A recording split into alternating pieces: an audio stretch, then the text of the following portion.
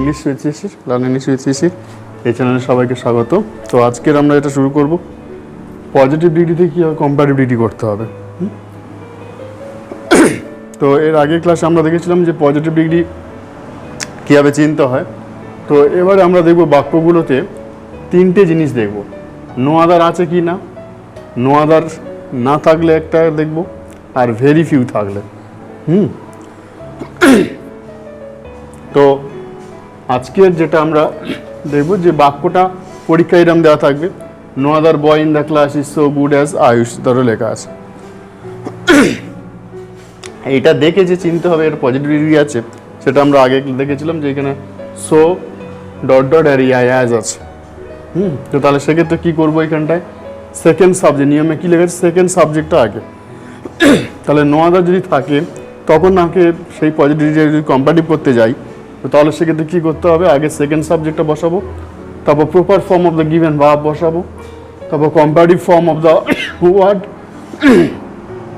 Given between so dot dot as অথবা as dot dot as. তাহলে so dot dot as অথবা as dot dot অ্যাজের মাঝে যে শব্দ থাকবে সেটা বসাবো, তারপরে দেন বসাবো, তারপরে অ্যানি আদার বসাবো, তারপর words given between no other and verb. তখন এই যে নো আদার আছে আর এই ভার্ব আছে এর মাঝে যে ওয়ার্ডটা, তাহলে এই যদি নিয়ম হবে তাহলে উত্তরটা আমরা কি লিখবো, প্রথমে সেকেন্ড সাবজেক্টে আয়ুষটা লিখবো, আয়ুষ লিখলাম। এবার কি বলা আছে এখানটা, আয়ুষ যেহেতু no other boy in the class is আছে, তাহলে আয়ুষ আছে, তাহলে ইজটা বসে যাবে। যদি এখানে আয়ুষ আর অন্য আরো কিছু নাম তো তাহলে আর হতো, তাহলে আয়ুষ ইজ হলো। এবার কি লেখা আছে, comparative form of the word given between so dot dot as অথবা অ্যাজ ডট ডট অ্যাজ। তো সো ডট ডট অ্যাজ তাহলে গুড আছে, এর কম্পারেটিভ ফর্ম কি হবে, বেটার, বেটার বসালাম। Ayush is better. এবার কি লেখা আছে, দ্যান আছে, দ্যান বসালাম। Ayush is better than. এবার কি লেখা আছে, অ্যানি আদার, তাহলে অ্যানি আদার বসালাম। এবার words given between no other and verb, তাহলে নো আদার এই, এরপরে তাহলে এই বয় ইন দ্য ক্লাস এই টোকা রয়েছে না, এই নো আদার আর এই ভার্ব, তাহলে এইটা হবে বয় ইন দ্য ক্লাস। তাহলে কি হলো, Ayush is better than any other boy in the class, তাই না? কত সহজে হয়ে গেল এটা। তাহলে ডিগ্রি নিয়ে কিন্তু পাজল হওয়ার আর কিছু নেই। তো যদি আমি এই নিয়মটা জেনে থাকি তাহলে পজিটিভ থেকে কম্পারেটিভ ডিগ্রি কীভাবে করবো, প্রথমে আমার দেখতে হবে সেখানটা নো আদার আছে কি না, অথবা ভেরি ফিউ আছে কি না। নো আদার যদি না থাকে তার একরকম নিয়ম, নো আদার থাকলে একরকম নিয়ম, আর ভেরি ফিউ থাকলে একরকম নিয়ম। তাহলে নো আদার থাকলে তাহলে আমি এই নিয়মে করবো। এবারে নো আদার না থাকলে, তাহলে নো আদার নেই,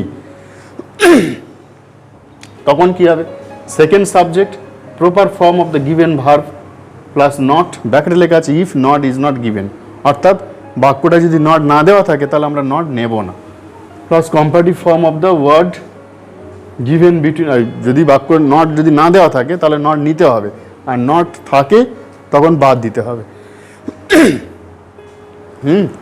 কথাটা কারেকশন করে নিতে হবে। তাহলে নট, ধরো এই বাক্যটা নট আছে, তাহলে এর যখন আমরা উত্তর লিখব নটটা দেব না, কিন্তু যদি নট না থাকতো তাহলে নট আনতে হবে। তাহলে এখানে কী লেখা আছে, সেকেন্ড সাবজেক্ট, তাহলে জেমসটা আগে যাবে, জেমস আগে বসলো। এর শেষে এস আছে, অনেক প্লুরাল নাম্বার নয়, জেমস একজনের নাম, তাহলে ইজ বসে যাবে। এবার এখানে নট আছে, বলে দেওয়া আছে কি নট নিতে হবে, কিন্তু তখন নিতে হবে যদি if not is not given, অর্থাৎ নটটা যদি না দেওয়া থাকে, তাহলে এখানে নট দেওয়া আছে তাহলে নট নেব না, ওটা বাদ দিলাম। Comparative form the word given between so dot dot as, তাহলে স্ট্রং আছে, তাহলে স্ট্রঙ্গার হবে।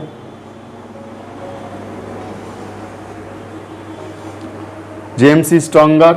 এবার কি আছে, দ্যান হবে, দ্যান বসলো, প্লাস প্রথম সাবজেক্ট তাহলে জন, এটা জনটা চলে এলো।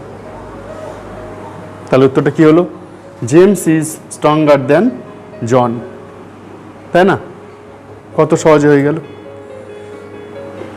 এবারে ভেরি ফিউ থাকলে তখন নিয়মটা কি, second subject plus proper form of the given verb, comparative form of the word given between so dot dot as or as dot dot as, plus then plus most other plus words given between very few and given verb. লেখাটা বোঝা যাচ্ছে তো? Second subject, proper form of the given verb, comparative form of the word given between so dot dot as or as dot dot as, then most other words given between very few and given verb. বুঝা গেল? Very few girls in the class are as intelligent as Rimi. তাহলে এটা যে positive আছে কি করে বুঝবো? দেখো সেই as dot dot as আছে। এর নিয়মে কি আছে? সেকেন্ড সাবজেক্ট, তাহলে রিমিটা আগে লিখবো, রিমি। এবার দেখো এখানে ভেরি ফিউ গার্লস ছিল বলে এখানে আর হয়েছিল, তাহলে রিমি তো সিঙ্গুলার নাম্বার, এই জন্য বলা হচ্ছে কিন্তু প্রপার ফর্ম, তাহলে ইজ হবে, রিমি ইজ হলো। এবার কি আছে? Comparative form of the word given between so dot dot as, তাহলে সো কই? এখানে সো নেই, এটা অ্যাজ ডট ডট অ্যাজ, তাহলে ইন্টেলিজেন্ট। ইন্টেলিজেন্ট কম্পারেটিভ ফর্ম কি? ইন্টেলিজেন্ট হচ্ছে ডাইস লেভেল, মোর ইন্টেলিজেন্ট হবে, more. Rimi is more intelligent হলো। এবার কি হবে? নিয়মে আছে দেন, দেন বসালাম। এবারে মোস্ট আদার,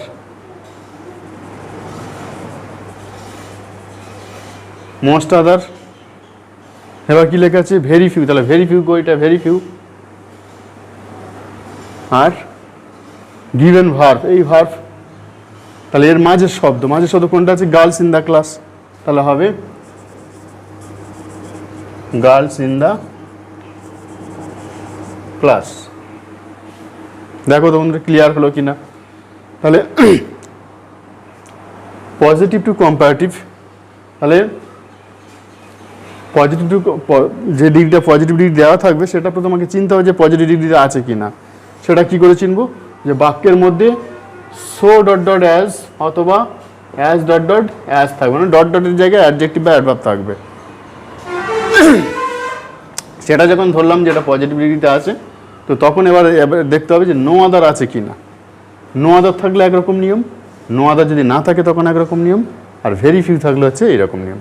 তাহলে নো আদার থাকলে কী হবে? সেকেন্ড সাবজেক্টটা আগে বসাতে হবে, তারপর proper form of the given verb, তারপর comparative form of the word given between so dot dot as or as dot dot as, plus than, plus any other, plus words given between no other and verb.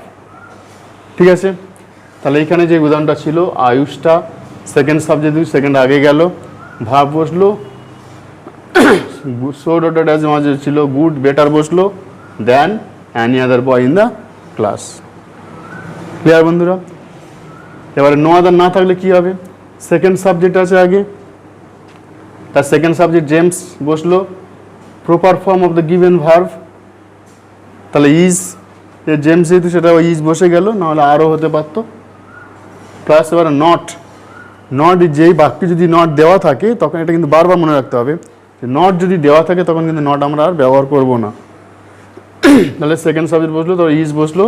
এবারে so dot dot as এর মাঝে যে শব্দ তার positive comparative form বললো stronger, তারপর দেন বসলো। এবারে ফার্স্ট সাবজেক্ট মানে জনটা শেষে চলে গেল।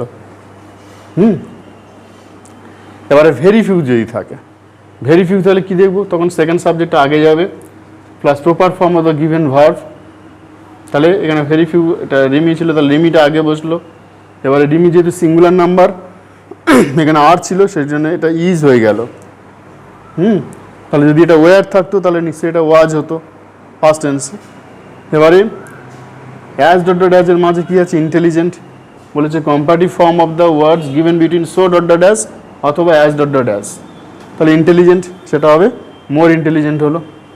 তারপরে দেন বসলো, মোস্ট আদার, মোস্ট আদার বসলো।